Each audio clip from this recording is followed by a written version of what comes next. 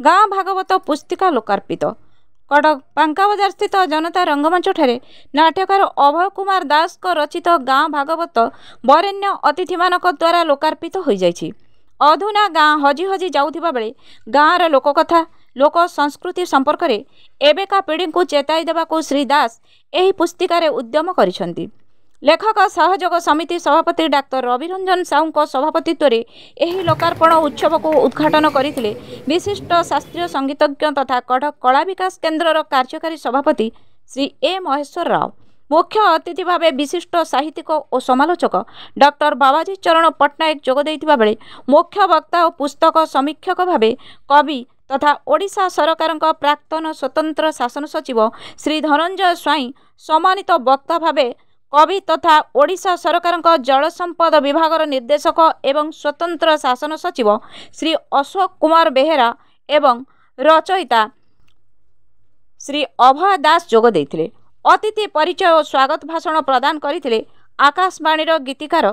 कवि विशेश्वर महांती। धन्यवाद प्रदान करथिले कटक लेखक सहयोग समितिर संपादक श्री रघुनाथ महापात्र और उत्सव को संचालन करथिले सिने प्रयोजक तथा अभिनेता श्री बापू लेंका। गाँ भागवत गान करथिले श्री अभय दास और श्रीमती सरिता दास। वाद्यांशरे थिले गुरु रमेश विश्वाल और हरिहर विश्वाल, श्री सुकांत महापात्र, धीरज चौधरी, विश्वभूषण महांती, अनंत दास इत्यादि मंच परिचालना करिथिबा बेले विशिष्ट अतिथि मानक मध्यरे सभापति इंद्रजित घोष, इंजीनियर सुरेंद्र साहू, रविनारायण रथ, श्रीकांत चौधरी, शिवानी महापात्र प्रमुख उपस्थित थिले।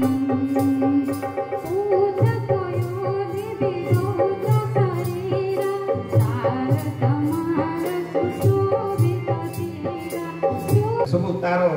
ड्रेस पत्र रहे गुड़ा काठ ये जो से विभिन्न आड़े जाती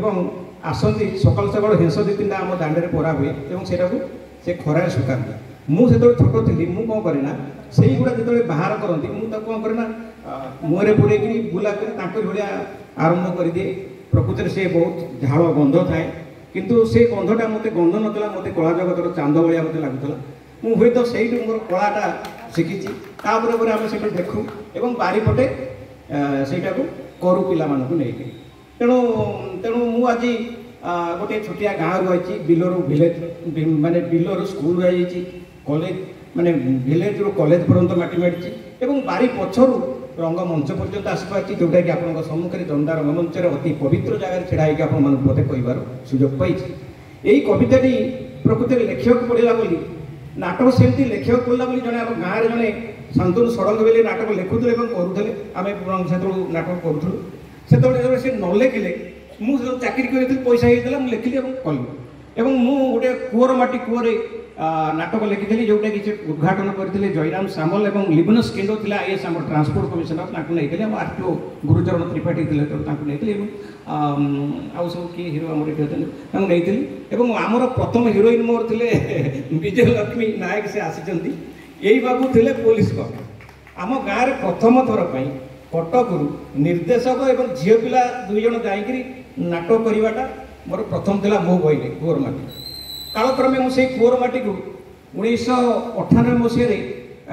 गोटे सीरियल कर जोटा कि अहंकार अहंकार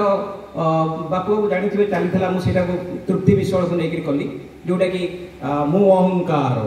जुगे जुगे बंची रही मु मनीषर हृदय भितर मु समुद्र मु शोष मु अमृत मु विष मु जहाँ को आपणार करे से केबे आउ कहा भी पारे ना। अमरेंद्र महांती आम महांगार से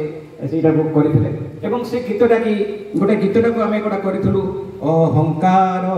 अहंकार अहंकार सुभाष दास बोलते भाई सान भाई देते ये को आम से आगे ठीक करूँ 1997 मसीह मोर प्रथम नाटक जो जयक जाइए मुझे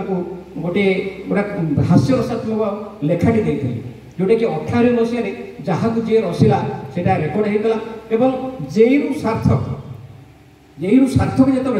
जो मोर प्रथम हास्य रसात्मक नाटक था मोर जहाँ को जी रसिला भल आम बसंत महांती कही सार बोधे आसी ना से निर्देशना देते जयराम सामल थे क्षण प्रभा षडंगी थे आमर लेंका आमर कौन कि लेखा हाईकोर्ट जैकेट करते विभिन्न लोक थे गोटे गीत था मुझे कन्या भ्रूण उपर लिखी से गीतटा को सेटा जई बाबू जाऊे पुओटी जन्म हो स्त्री रक्त पाऊन रक्तहीनता जो मरी जाऊ से छुआटी नहीं जाऊे क्षणप्रभ षणी गोटे कन्या हो स्वामी छाड़ी पड़े से फुटुव स्वामी को ये कांदी कांदी तो ये जाऊ हे गाइनोलोजी हे कार्डियोलोजी मो स्वामी जाई हजी स्वामी मो देखा हेले कहिब तांकु भले निहाली झुरे खोजी खोजी हे पाथर ये गीतटा को बोली गीता दास जहाँ हूँ प्रथम थर से रेकर्ड कर निजे सीताराम अग्रवाल निजे मुझे स्टूडियो मो मन पड़े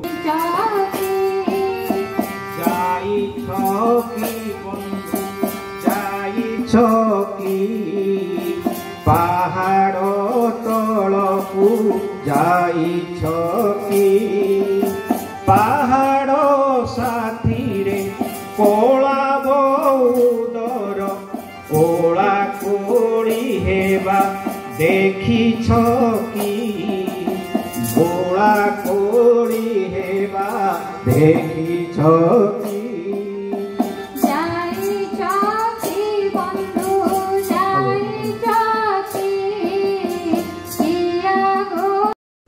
मोर मन अच्छी क्या मोर ससुर जी से अन्नपूर्णा थिएटर संगीत शिक्षक थे सिंह संगीत निर्देशक थे हरे कृष्ण महांती तेणु मोर बैकग्राउंड हूँ थिएटर तापर मु आसली संगीत जगत को जहाँ कहले जे कविता टे सब चाहे जे संगीतमय हाँपाई कहीं से गीत कवितार सृष्टि है कहुए तेणु मु भी बेले बेले एमती जिते बड़े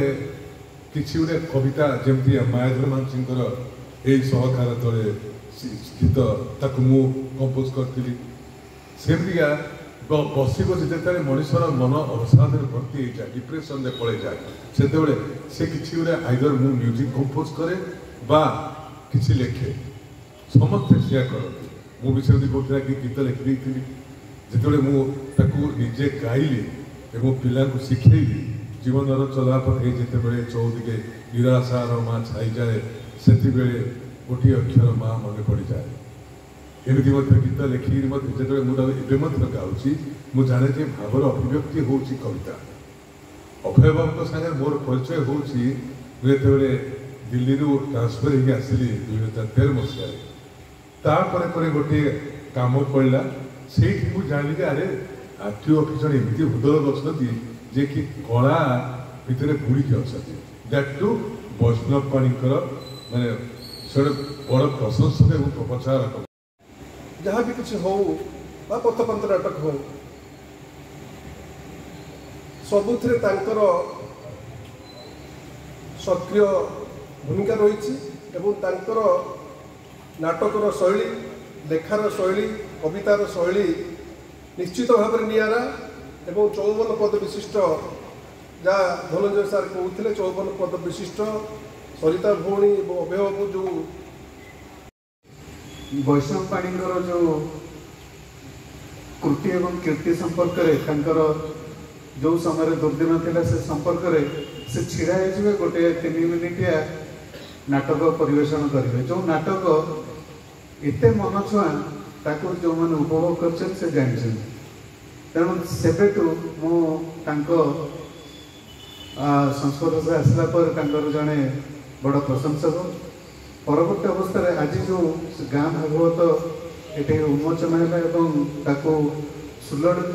स्वर में गान करागला ये सब गोटे दिन कि गोटे मसरे लिखाए धारावाहिक भाव मस मस बोधे वर्ष वर्ष धरिकी लिखाई